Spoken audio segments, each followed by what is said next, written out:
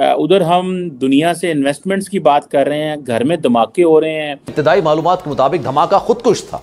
धमाके में 12 किलो बारूदी मवाद इस्तेमाल किया गया। आपको पता भी है साथ साथ के एक यूएस इंडिया कंस्पिरेसी है कि सीपेक सक्सेस ना सक्सीड करना जाए। तो ये तो ओपनली मैं आपको बता दूं कि ये हमारे दुश्मन जो है ये इंडिया करा रहा है। उसकी वजह ये है कि वो जो है यहाँ पे सुकून चाहता ही नहीं है पाकिस्तान में। चाइना हो जाए, भारत हो जाए, अमेरिका का किरदार हो जाए, तो बहुत सारी ऐसी चीजें हैं जहाँ जिसका ब्रंट पाकिस्तान को सीपैक टारगेट हो सकता है। सीपैक टारगेट है। बहुत सारी ऐसी चीजें जिसकी वजह से पाकिस्तान को टारगेट किया जाता है। भारत में पिछले कुछ सालों से एक आवाज उठ रही है कि हम बहुत जल्द पाकिस्तानी ऑक्यूपाइड कश्मीर को वापस लेने वाले हैं। आए दिन पाकिस्तान से आलिया मालिया जमालिया आते थे और गोलियां चलाकर बम धमाके कर कर चले जाते थे। तो एक तो राजनाथ सिंह का मेरे दिमाग में बिल्कुल मैं समझने से कासिर हूं कि ये बयान ये क्यों दे रहे हैं इस वक्त कि हम एलओसी को क्रॉस कर सकते हैं, हम चाहें तो क्रॉस करेंगे, हम फिर क्रॉस। यहाँ पे एलओसी पे तो सीजफायर है, तो सुकून है, यहाँ तो कुछ भी नहीं है। वो भूल गए कि यूपीए की सरकार नहीं है, भाजपा वालों की सरकार है। और मौनी बाबा मनमोहन सिंह नहीं, नरेंद्र मोदी प्रधानमंत्री है। नरेंद्र मोदी प्रधानमंत्री।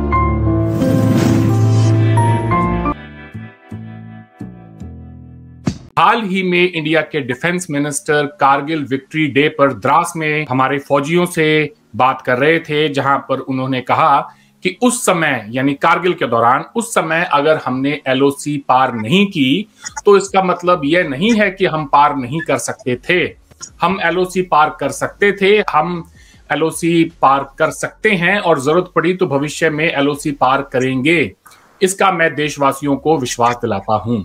ये बयान राजनाथ सिंह जी का है। इसी बयान के बाद एक बार फिर से, जैसा कि मैंने पहले कहा, हर 2-3 महीने में ये बहस छिड़ जाती है कि भारत बहुत जल्द पाकिस्तानी ऑक्यूपाइड कश्मीर को वापस लेने वाला है। तो बात उन्होंने कही वो बिल्कुल सही कही है, इससे मैं कॉन्टेस्ट नहीं करता कि हम जो है सरहद क्रॉस कर सकते हैं और अवाम को यकीन दिलाया कि किसी वक्त अगर हमें जरूरत पड़ी तो हम क्रॉस करेंगे। इसमें कोई शक नहीं, क्रॉस करने की कैपेसिटी जो है वो भारत रखता है। भारत की मिलिट्री जो है वो पाकिस्तान की मिलिट्री से कहीं गुना स्ट्रैटेजिकली स्पीकिंग बिल्कुल ही मिलिट्री वार साइंस के नुक्ता नज़र से देखा जाए तो एक ह्यूज किस्म की मशीन है जिसका आपस में कोई कंपैरिजन नहीं है। उसके बाद जो रिसेंट डेवलपमेंट्स हुई हैं उसमें जितनी स्पेंडिंग इस वक्त भारत कर रहा है अपनी मिलिट्री मशीन पे, पाकिस्तान उसके अशरे अशीर क्या बिल्कुल उसकी कंपैरेटिवली वो समझ लें कि एक जो है पीनट के बराबर है उसका। ऑलरेडी जो जर्नल्स थे चले गए या हैं, उन्होंने पब्लिकली एक्सेप्ट कर लिया है कि हम इस पोजीशन में नहीं है कि हम हिंदुस्तान के साथ लड़ाई कर सकें। तो जिसका मतलब ये है कि अगर किसी वक्त हिंदुस्तान ये तय करता है कि हमने सरहद क्रॉस करनी है तो मुमकिन है वहां पे बिल्कुल ही कोई रेजिस्टेंस ना हो, या हो भी तो इतनी एक हो जो कि मैटर नहीं करती। तो ये कोई बहुत बड़ी बात नहीं है जो उन्होंने की है। ये जो उनकी स्टेटमेंट है ये उन्होंने एक तो अपने जो वारमोंगर्स फॉलोवर्स हैं उनको यकीन दिलाया कि हमारे पास एक कैपेसिटी है, और दूसरी तरफ जो है उन्होंने अपनी जो मिलिट्री कैपेसिटी है उसको एक्सप्रेस किया है for the purpose of Pakistani point of view, कि उनको भी ज़हन में रखना चाहिए। पाकिस्तानी फॉरेन ऑफिस ने राजनाथ सिंह जी के इस बयान पर अपना रद्द-ए-अमल दिया है और ये कहा है कि जो कोई भी पाकिस्तान की तरफ एक नज़र उठा के देखेगा हम उनका जवाब देने के लिए कैपेबल हैं।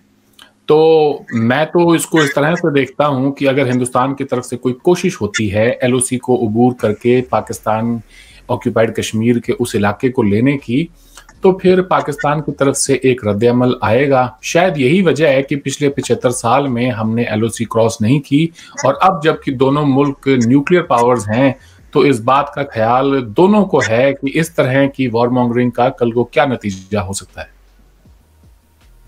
नहीं, ऐसी कोई बात नहीं है जी। पहली बात यह है कि ये भी दुरुस्त नहीं है कि एलओसी क्रॉस नहीं हुई है। प्रैक्टिकली जो जंगें हुई हैं एलओसी से मदद सिर्फ लाइन ऑफ कंट्रोल नहीं बल्कि सरहदें हैं जहाँ जहाँ भी हैं अगर आप LOC कश्मीर में क्रॉस करते हैं या इंटरनेशनल बॉर्डर वाघा में क्रॉस करते हैं, एक ही बात है।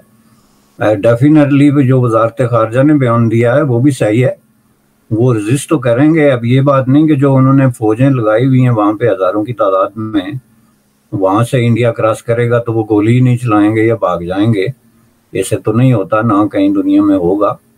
वो डेफिनेटली जो है वो रेजिस्टेंस होगी। लेकिन ये वजारत खारजा का भी ये टिपिकली रटा रटाया एक बयान है जो वो गुज़श्ता 70 साल से दे रहे हैं, बिल्कुल उसी तरह जिस तरह राजनाथ सिंह साहब का बयान है कि ना उन्होंने क्रॉस करनी है ना इन्होंने रेजिस्ट करना है। तो इसलिए एक काम जब होना ही नहीं है तो उसमें हमें क्या है कि हम कोई बयान न जारी करें। क्यों नहीं क्रॉस करनी भारत ने, ये सवाल उठेगा, क्योंकि लोग तो ये मान के चल रहे हैं कि वो दिन बहुत नजदीक आ रहा है जब हम वहां पर हमला करके उस खित्ते को लेने वाले हैं। आखिर हमारी पार्लियामेंट की भी एक उस पर रेजोल्यूशन है, हम उसे भी अपना इंटीग्रल पार्ट मानते हैं, हमारी जम्मू कश्मीर की असेंबली में उनके लिए सीटें भी रखी हुई हैं, तो क्यों नहीं लेंगे? लेकिन जी ये बड़ा कॉम्प्लेक्स क्वेश्चन है, ये इतना सादा नहीं है कि आपने सीटें रखी हुई हैं या पार्लियामेंट में कोई भी मुल्क किसी भी अपनी पार्लियामेंट में बैठ के कोई करारदाद पास कर सकता है। जब भी अभी मैंने कहा आपको कि इवन आज़ाद कश्मीर असेंबली जो है वो ऐसी करारदादें पास करती है, लेकिन ये इतना आसान नहीं है और ये इतना सीधा साधा इशू नहीं है। मेरे ख्याल में मेरे आपके सवाल का जवाब मेरी फर्स्ट इंट्रोडक्शन में मैंने कह दिया था कि एक पॉलिटिकल कंजम्पशन के लिए या माइलेज गेन करने के लिए तो ये है, लेकिन अगर आप इसको सीरियसली डिस्कस करें तो सवाल ये पैदा होता है कि भारत को ऐसी क्या जरूरत पड़ गई कि वो आज़ाद कश्मीर का 4,500 मुरब्बा मील इलाका जो है, by the way is 4,500 square mile territory with the population of 4 million people.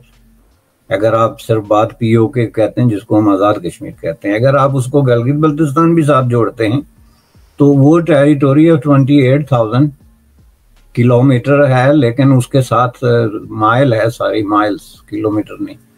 और उसकी पॉपुलेशन अलबत्ता कम है, वो तकरीबन 20 लाख या इसके लगभग है।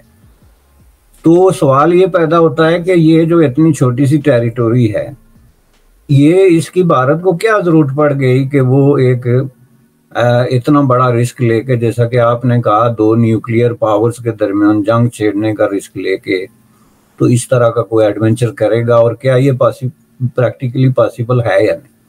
जरूरत ये पड़ी है, लोग कहेंगे कि भाई हमारे जम्मू और कश्मीर का ये एक अटूट अंग है जो कि कहा जाता है कि इंटेग्रल पार्ट है जी। हमने 1947 से ये हमारे पास आना था, लेकिन पाकिस्तान कब्जा करके बैठा है, अब वापस लेना चाहते हैं। नहीं, ये बात तो वो लोग करते हैं जिनको ना तो जम्मू कश्मीर की डिस्प्यूट का पता है, ना हिस्ट्री का पता है, और ना उनको पता है कि ऑन ग्राउंड जो है वो सिचुएशन क्या है। वो जब लफ्ज जम्मू कश्मीर आता है तो उनके जहन में अजीबोगरीब किस्म के नक्शे आ जाते हैं, तो वो इस तरह की बात करते हैं। चूंकि अवाम जो है उनका यही, जिस तरह पाकिस्तान में 80% अवाम ये बिलीव करते हैं कि जम्मू कश्मीर जो है वो हमारी शाहराग है। इंटेग्रल पार्ट जो होता है ना, जिसको आप अटूट अंग कहते हैं, वो तो फिर भी कुछ चीज नहीं है। जो है आपकी जो जगलर वैन जिसको है, जो आपकी जिंदगी और मौत के लिए लाजम है, तो वो 70 साल बगैर अपनी शाहराग के गुजार चुके, और आखिर में जाके उनका जो पॉलिटिकल और मिलिट्री लीडरशिप थी उसने ओपनली सरेंडर किया और कहा कि भाई हम उस शाहराग के सिलसिले में कुछ नहीं कर सकते। और जो उनकी पॉलिसी थी, वार की पॉलिसी उसी शाहराग के लिए, उस पर भी सरेंडर किया और जनाब एक तरह की खामोशी इख्तियार कर ली। अब आपको पाकिस्तान के किसी भी पॉलिटिशियन के बयान में ये बात नजर नहीं आएगी कि कश्मीर हमारी शाहराग है।